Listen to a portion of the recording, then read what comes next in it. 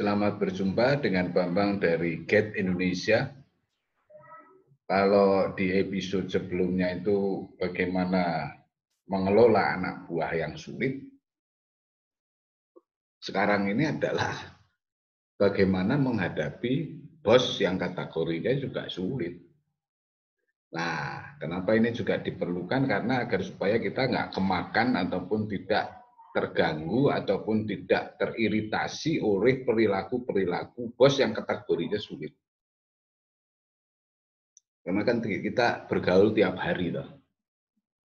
Jadi kita harus punya trik ya, agar supaya bisa mengelola atau bisa menghadapi bos yang kategorinya ini sulit. Baik, mari kita lihat satu demi satu. Menghadapi bos sulit itu pertama kali, itu yakinkan bahwa Anda menghadapi bos yang benar-benar sulit. Ya, artinya memang karakternya itu kayak gitu. Nah, dan jangan berusaha untuk merubah karakternya orang. Kenapa? Lah, kita ngerubah karakter sendiri aja susah, apalagi ngerubah karakter orang. Apalagi itu bosnya Anda, itu lebih susah lagi. Nah, kita kalau dia ini memang bawaan lahirnya itu adalah sulit, ya, jadi kita bisa memaklumi, ya, karena kan ada orang tuh gini, orang tuh tiba-tiba bisa saja orang itu baik, terus tiba-tiba sulit itu, ya, karena ada tekanan, karena punya masalah sehingga jadi sulit. Nah, ini bukan kategori bos yang aslinya atau bawaan lahirnya itu sulit. Ini hanya karena tekanan aja. Nah, sesudah kita tahu apakah dia ini benar-benar sulit, baru kita kemudian menelaah lebih lanjut. Ya. Artinya menelaah lebih lanjut. Yang kedua, mengidentifikasikan motivasi bos. Ya. Boleh jadi dia ini sulit misalnya dalam hal pekerjaan yang memang penting. Nah, jadi tidak selamanya dia sulit. Nah, karena motivasinya itu adalah karena ini kasarannya big chance ya, kesempatan pokok. Karena ini bisa menghasilkan, itu bisa sulit orang. Nah, jadi kita tahu nih persis motivasinya bos. Misalnya dia bawel, cerewet, suka membentak. Itu motivasinya itu apa? Yang ketiga, jangan biarkan semuanya itu, artinya semua kata-kata ataupun perilaku itu mempengaruhi pekerjaannya kita. Ya, alias dengerin dari kuping kiri keluar kuping kanan. Ya, untuk hal-hal yang memang sulit. Kalau untuk hal-hal yang memang perlu kita perbaiki atau kita lakukan, ya kita lakukan. Yang keempat, itu kita harus punya kemampuan untuk antisipasi. Bertindak satu langkah di depan. Nah, misalnya, dia ini laporan itu harus detail. Nah, kita udah nyiapin tuh. Udah nyiapin duluan laporannya. Ya, jadi begitu dia, laporannya mana? Ini Pak. Ini alasannya Pak. Ini begini-begini, ada datanya Pak di situ. Nah, jadi aman kita. Ya. Jadi kita jangan reaktif nungguin perintahnya dia.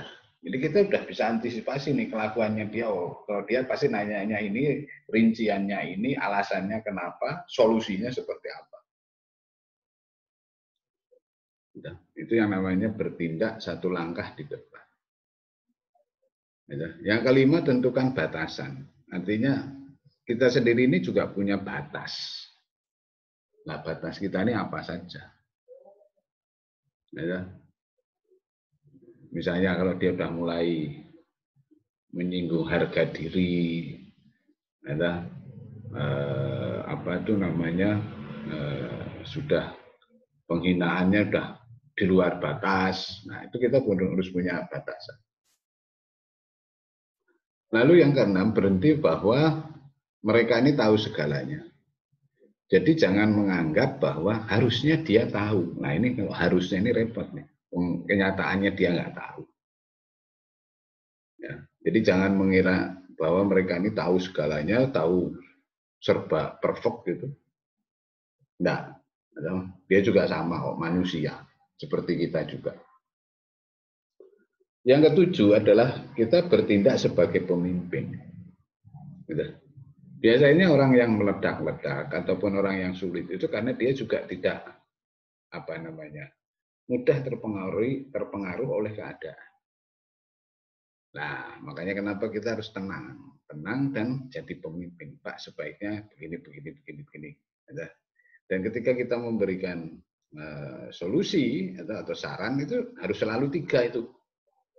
Ya, jangan 1. Kalau 1 itu lama-lama dia yang tersinggung. Yang bos itu aku apa kamu? Ya.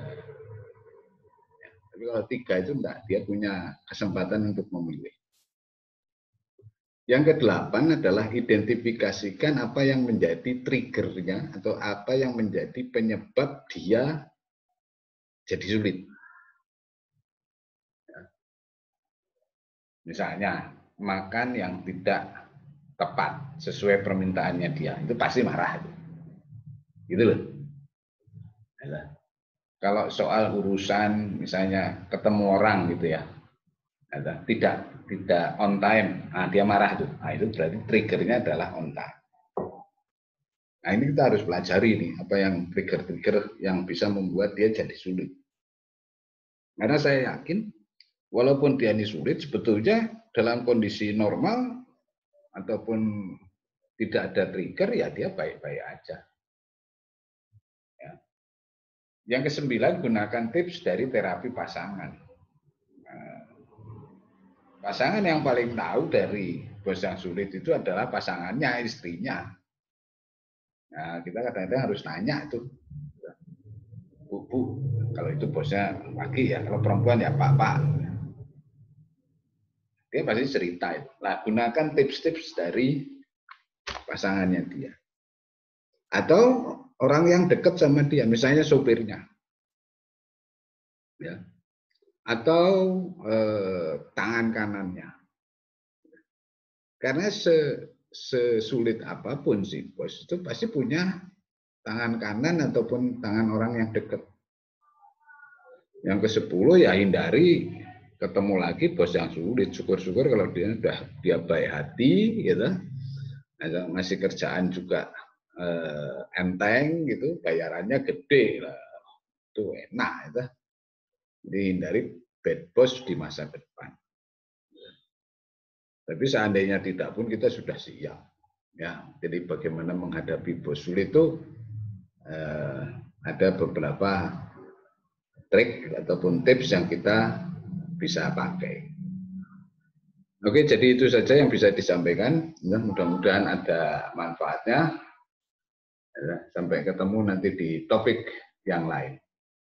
Terima kasih.